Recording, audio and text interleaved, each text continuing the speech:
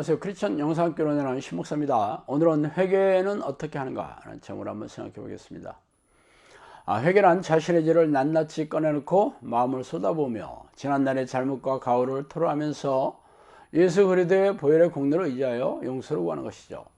이를 모르는 크리스천은 거의 없겠습니다.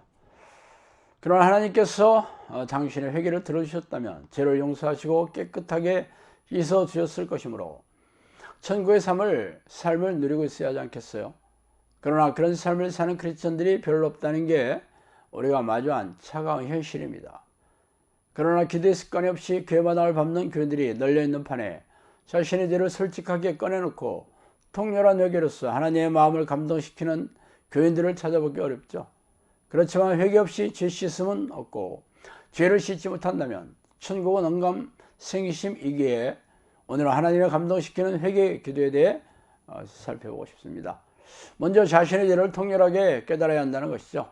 회개란 죄를 뉘우치고 마음을 고쳐먹는 것입니다. 그렇다면 자신의 죄가 무엇이고 설령 죄인 것을 알았다면 통렬하게 뉘우치는 마음이 있어야겠죠.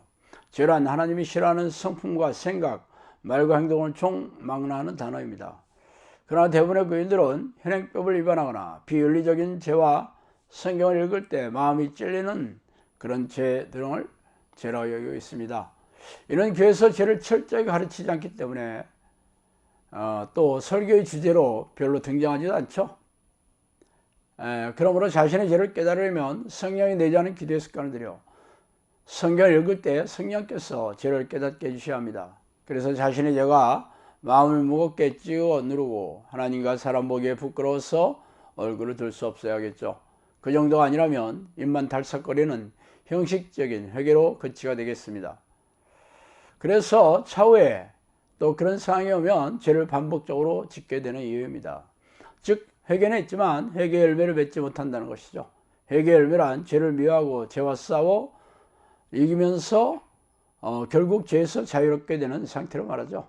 물론 육체의 연약함으로 인해 때때로 죄에 걸려 넘어지기도 하지만 이전보다 훨씬 죄를 잘 이기게 됩니다. 자, 두 번째, 예수 그리스도의 보혈을 의지하여 철저하게 회개해야 합니다. 자신의 죄를 통렬하게 깨달았다면 예수 그리스도의 보혈을 의지하여 철저하게 회개하여 하나님께 이 사실을 토로해야 되겠죠. 이때 중요한 것은 입만 달싹거리는 형식적인 회개가 아니라 마음 깊숙한 곳까지 철저하게 토설하는 그런 태도가 중요합니다. 그래서 저의 예를 한번 들어볼게요. 저는 죄를 지었다 깨달아지면 마음이 어두워지고 만사가 귀찮아지며 기도가 집중이 되지 않고 겉돌게 됩니다. 물론 무슨 죄인지 모르지 않습니다. 제가 두려워하고 있는 것은 하나님이 지켜보고 계시다는 것을 제가 소리 여겼거나 죄를 심상하게 여겨 성령을 금신케 하며 떠나시게 하는 어리석음을 저질렀다는 것이죠. 그래서 마음이 죄로 인해 어두워지면 다른 기도를 하지 않고 오직 죄를 토설하며 철저하게 회개하는 기도를 합니다. 보통 때도 몸에 힘을 주고 기도하지만 이때는 더 격렬하게 힘을 주어가며 마음을 쏟아붓는 기도를 합니다. 이때 성령께서 이때는 예수님께서 십자가에 달려 피를 쏟아내는 상상하면서 집중하려고 무진 애를 쓰는 것은 물론이죠. 이때는 1시간 이상 철저하게 기도해야 하며 마음이 밝아질 때까지, 평안이 찾아올 때까지 기도를 멈추지 않습니다. 지금은 1시간 이상 기도하면 어느 정도 마음이 밝아지지만 예전에는 2시간, 3시간 이상도 철저하게 회개하곤 했습니다. 시간이 중요한 게 아니라 성령께서 회개를 받아주시고 마음의 평안을 주실 때까지 기도하는 게 중요합니다.